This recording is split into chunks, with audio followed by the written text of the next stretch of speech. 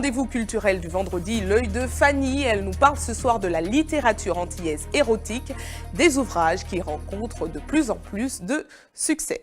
50 nuances degrés, un roman érotique dont vous avez certainement entendu parler. L'ouvrage a connu un succès fulgurant à sa sortie en octobre 2012, ce qui amuse nos invités d'ailleurs, qui a relancé la tendance des livres dans le même genre, comme chez nous avec certains ouvrages antillais qui existent depuis longtemps et qui sortent peu à peu de l'ombre. C'est le coup de cœur de Fanny Marceau et de Michelet François. Dans les jardins de l'association Adips, au cœur du domaine de Tivoli, Sophie ne fait plus qu'un avec la nature.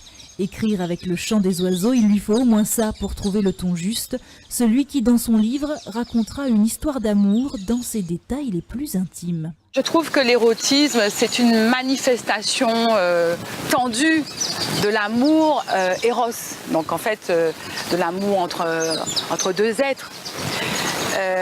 C'est surtout esthétique, c'est une vision esthétique de l'amour. Sa vision, elle y a travaillé pendant 4 ans. Bientôt, elle publiera Le songe de la fleur bleue, Nuit d'amour à l'auberge de l'archange Gabriel, du romantisme empreint de sensualité et de désir ardent, loin de l'amour sauvage de certains. Dans notre littérature créole, il y avait peu de place pour le sentiment apaisé.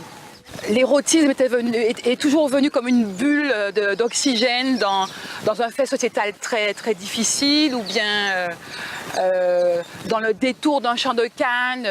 C'était toujours très violent, c'était vraiment très sulfureux aussi. Une série d'accouplements brutaux, parfois voulus comiques. En 1892 à Saint-Pierre, la littérature érotique c'était ça. Le premier livre du genre, le seul de l'époque qui ait traversé le temps, c'est Nuit d'orgie à Saint-Pierre, Martinique. Son auteur, F.G.H., écrivain secret et énigmatique d'un livre qui circulait sous le manteau.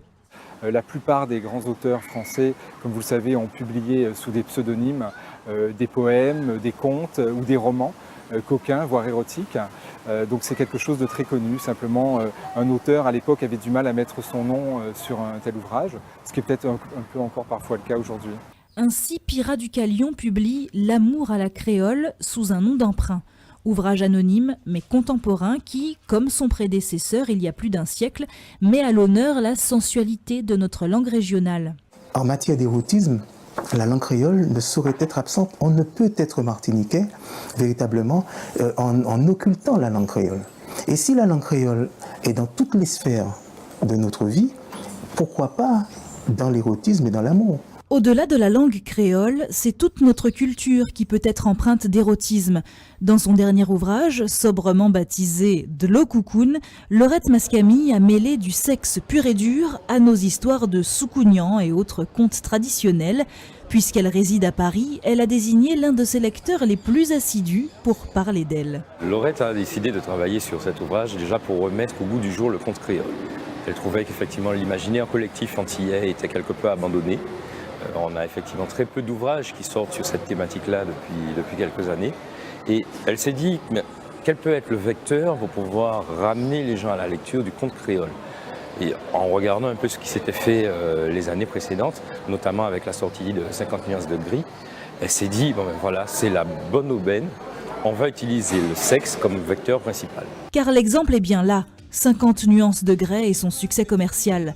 Caraïbes Éditions prépare d'ailleurs une version locale avec des personnages créoles. En attendant, ce n'est pas la lecture qui manque. À ces quelques ouvrages s'ajoutent Les Nuits chaudes du Cap français, du Grebel, et qui viennent d'être réédités. Un ouvrage érotique créole de plus qui permet surtout d'aiguiser les désirs, à lire comme ici, au soleil couchant, avec un fond de zouk des plus coquins.